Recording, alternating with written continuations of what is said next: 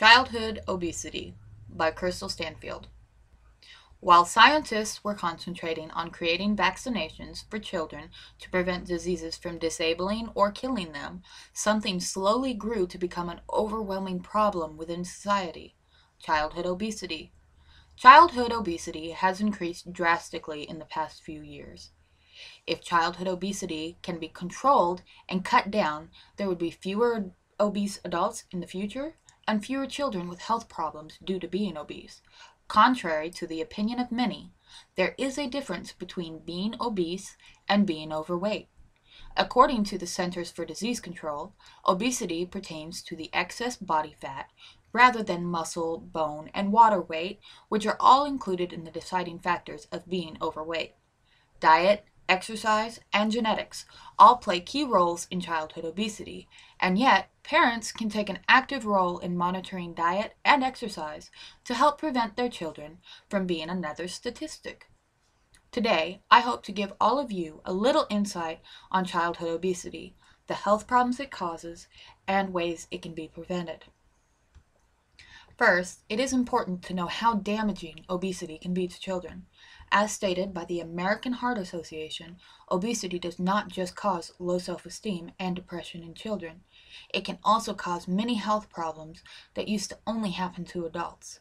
The low self-esteem and the depression can also last clear into the child's adulthood, even if they manage to lose the weight. One problem that can occur from obesity is the possibility of developing skin conditions, such as acne, fungal infections, and heat rash. This is not just a health concern, it is also a contributing factor to low self-esteem and depression. Another concern is the possibility of bone damage. A child's bone density is not strong enough to hold an excess amount of weight. Skin conditions and bone problems are two health problems that can be corrected if excess body fat is lost. However, there are more severe health problems that can have long-term effects and may take a while to reverse if they can be reversed at all. These health problems include, but are not limited to, high cholesterol, high blood pressure, early heart disease, and diabetes. High cholesterol can lead to blood clots or strokes. High blood pressure can lead to heart attacks, dizzy spells, and can affect balance, and heart disease can lead to heart attacks. Each of these can be life-threatening and are things that a child should never have to contend with. Much of the damage caused by these issues can be permanent, affecting the child for the rest of his or her life. There is one more factor that needs to be mentioned before moving on, and that is the issue of diabetes. An obese child is at a high risk for diabetes, and as this disease progresses, it can cause the child to become insulin dependent, it increases the risk of stroke, and left untreated, diabetes can cause body parts, such as the feet and the legs, to deteriorate. Although diabetes can sometimes go away when weight is lost, any damage done would be really hard to correct. The second topic I would like to approach is what factors lead to childhood obesity.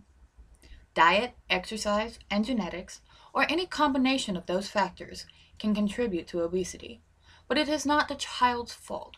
It is not that the children are lazy, they are just not physically active. Children today spend a lot more time indoors playing on computers, playing on game systems, or watching television, rather than running around outside or taking part in sports and other activities. Also, with the possibility of abductions and violence, parents are hesitant to allow their children to walk anywhere or to play by themselves outside, so they give them rides to everything, and that takes away from their physical activity of walking. Diet is another cause of obesity. However, it is not the quantity of food they eat. It is the quality of the food. People are always in a hurry and tend to grab something quick and easy for dinner, and do not always pay attention to the calories, fat, and sodium in the food they feed their children. Fast food and highly processed food are the favorite choices among people in a rush. Another factor is genetics, but it's a lot less common than people think. Occasionally, there is a problem with hormonal imbalances, but according to WebMD, a quick test can be done to determine that.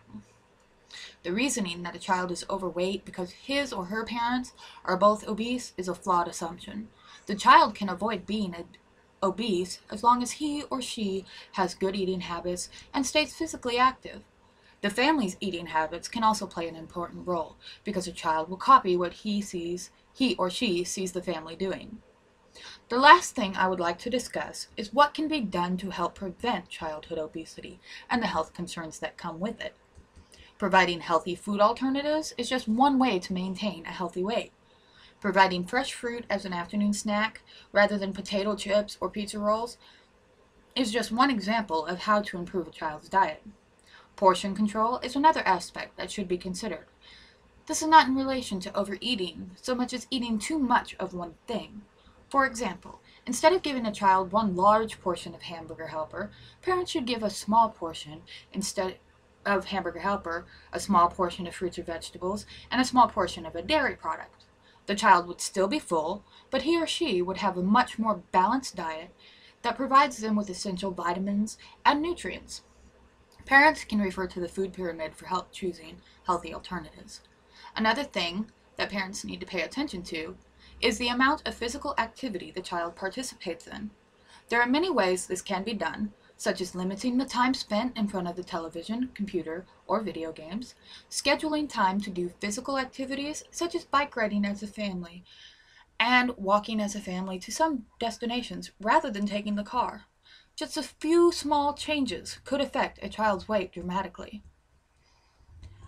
To sum up, childhood obesity can be contributed to genetics, amount of physical activity, and eating habits.